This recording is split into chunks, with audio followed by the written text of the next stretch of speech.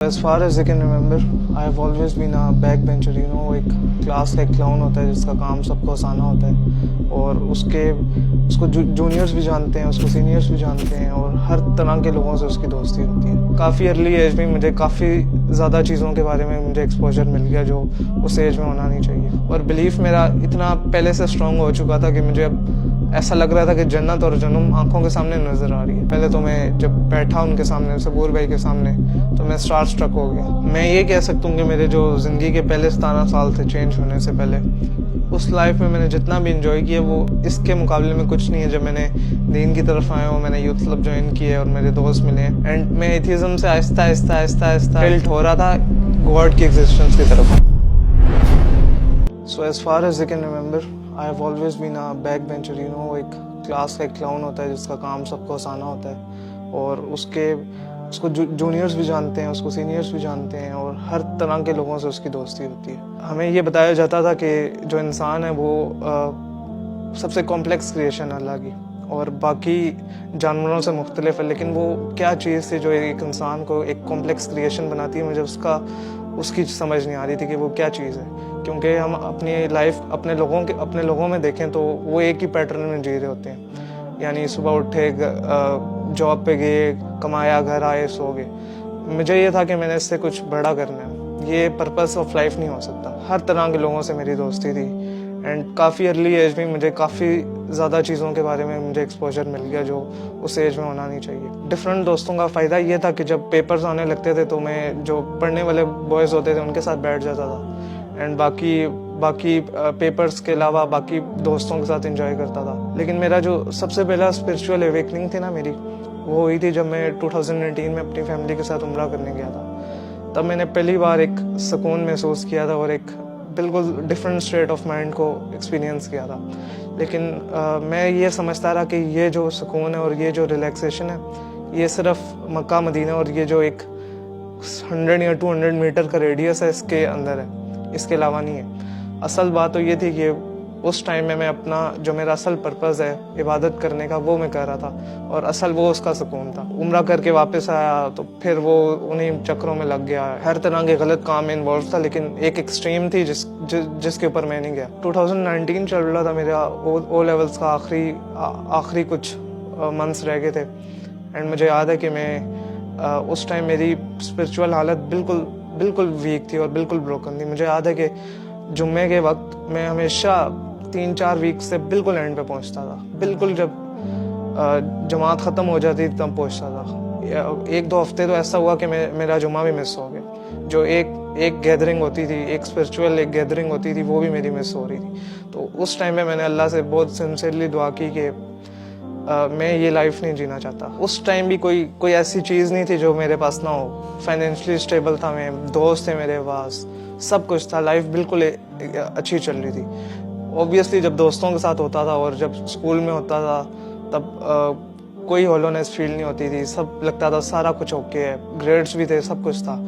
लेकिन घर आता था तो गेमिंग के पीछे लग जाता था, PS4 के पीछे लग जाता था एंड रात होती थी तो नेटफ्लिक्स वगैरह, सीजन्स वगैरह, तो कभी सोचने का ना टाइम ही नहीं मिला था मुझे कि मेरी लाइफ कंप्लीट भी है या इसमें कोई चीज़ है जो इनकम्प्लीट है। उसके कुछ अरसे बाद ये हुआ कि मैं ट्विटर स्क्रॉल कर रहा एंड मुझे एक पेज मिला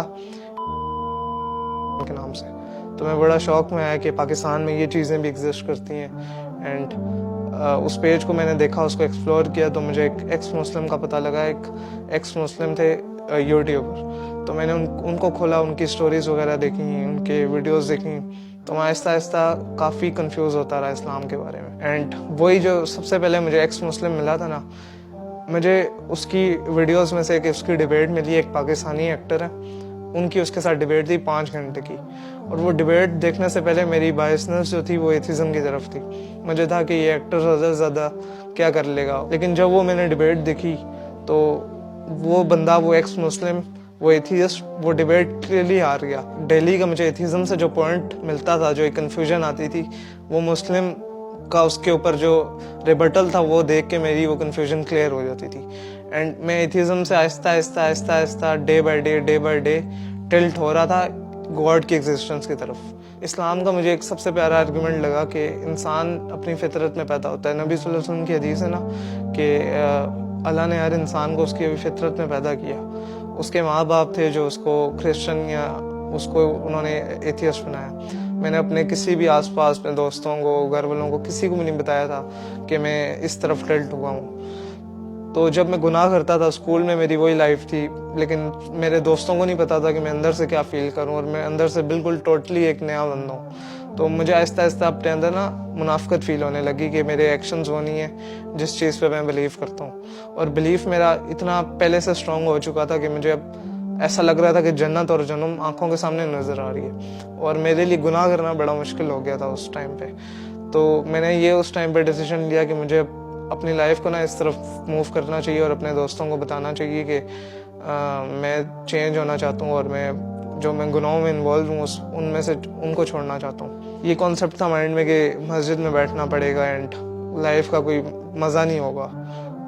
दिल तो कह रहा था कि असल सुकून यही है। और मैथमेटिक्स भी मैं अप्लाई कर रहा था तो मुझे यही समझ आ रही थी कि इस 50-60 साल की ज़िंदगी को अगर मैं कॉम्प्रोमाइज़ भी कर दूँ आखिरत के लिए और उस लाइफ के लिए तो कोई इतनी बड़ी बात नहीं है। तो ये चीज़ ये थॉट मेरे माइंड में मुझे रोक रहा था कि मैं पूरी तरह चेंज हो जाऊँ उस चीज़ से।